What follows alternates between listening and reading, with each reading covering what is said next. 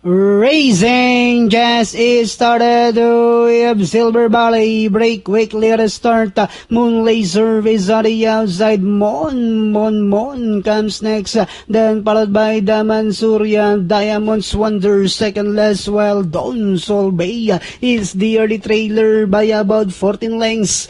Up the leader, half-mile distance, they traveled with Moon Laser by our link and a half. Silver Valley in second, and in third comes Mon. Daman Surya comes next.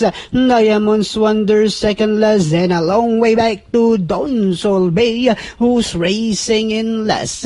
Last 400 meters of the race, we have Moon Laser is still in control by about 2 lengths. Silver Valley in second, and in third comes Mon.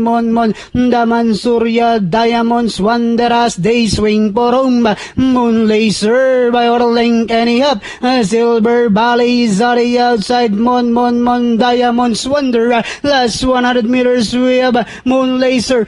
Silver Valley now moving up on the outside to take the lead. It's now Silver Valley over Moon Laser, Diamonds Wonder, and finally Silver Valley, Moon Laser, Diamonds Wonder, Mon, Daman Surya, and Don Solbay.